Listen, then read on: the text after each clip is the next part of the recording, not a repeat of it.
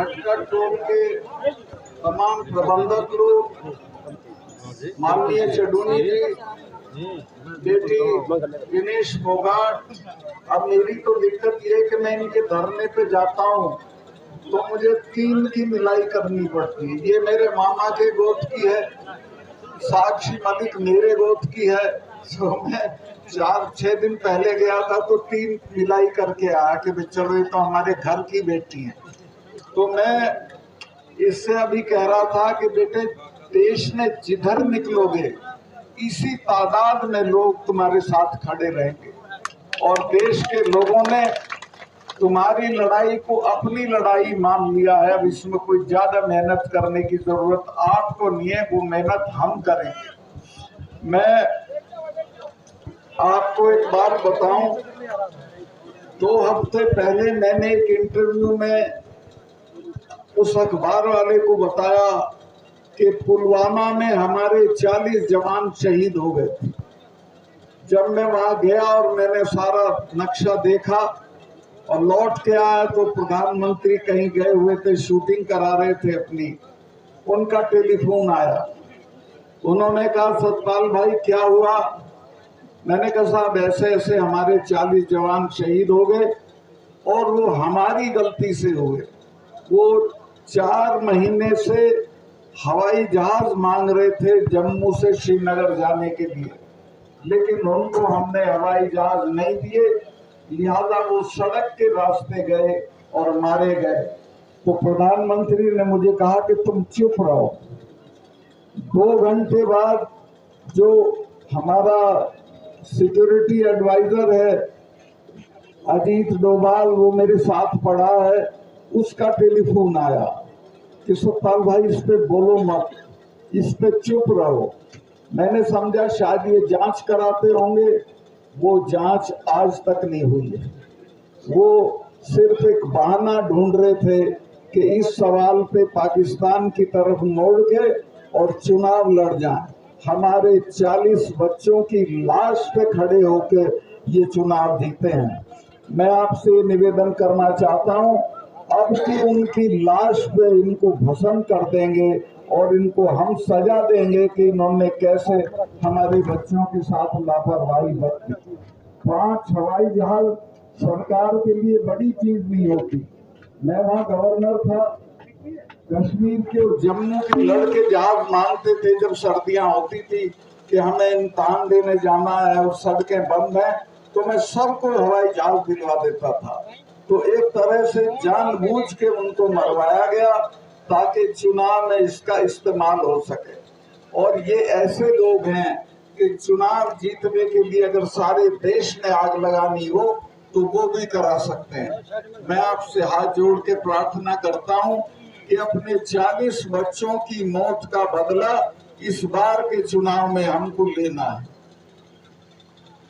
और जरूर लेना। दूसरे, अभी चूंकि मैंने ये बोल दिया है तो मेरे स्टाफ को तंग कर रहे हैं। मेरे स्टाफ के लोग जो साधारण लोग हैं, 6-6 दिन से सीबीआई उनका इंटरोगेशन कर रही है।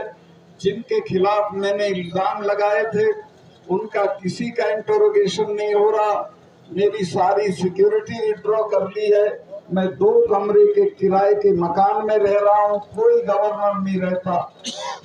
कश्मीर का गवर्नर जब रिटायर होता है तो उसे दिल्ली में बंगला मिलता है, उसको 70 लोगों की सिक्योरिटी मिलती है। मेरे पास 1 सिपाही है, सिर्फ 1 सिपाही है। मेरे साथ कुछ भी हो सकता है, लेकिन मुझे आपका हौसला है।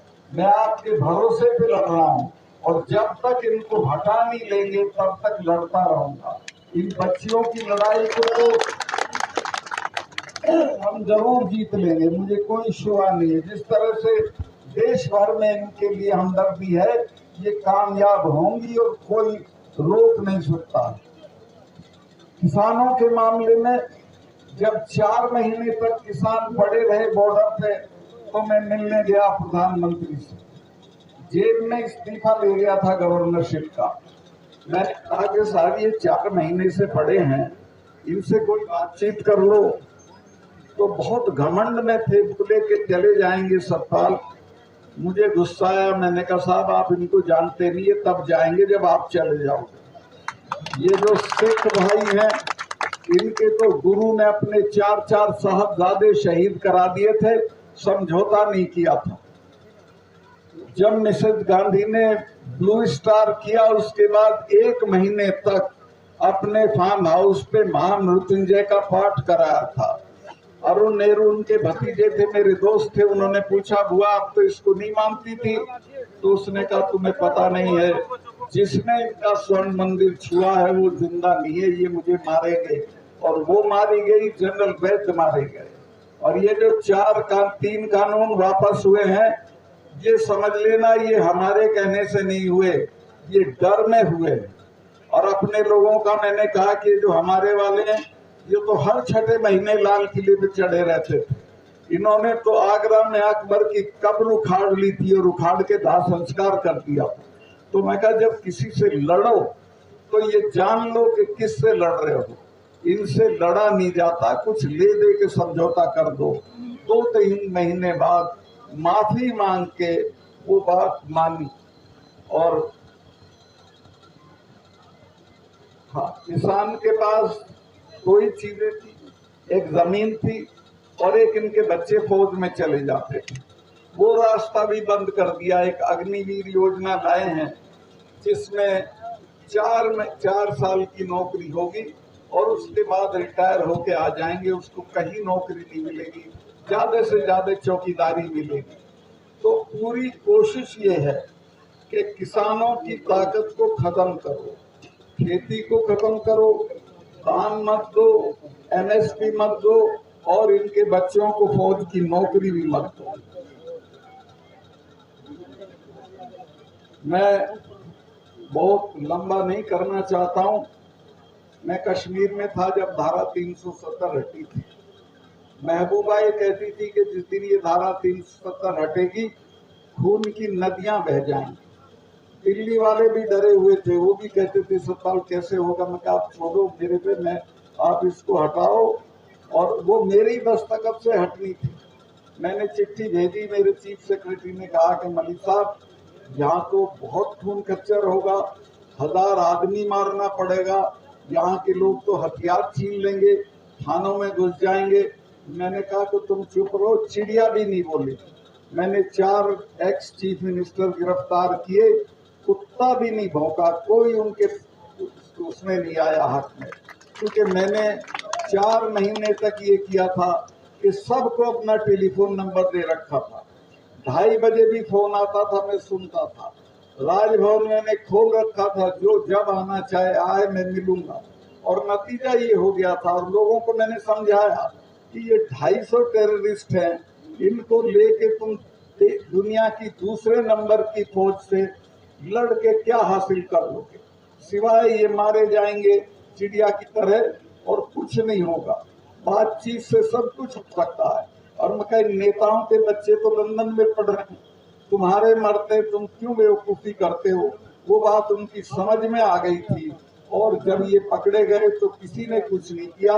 मुझे ऐसे फोन जरूर आए कि साहब इन्हें अभी आसानी से मत छोड़ना, थोड़ा देर से छोड़ना।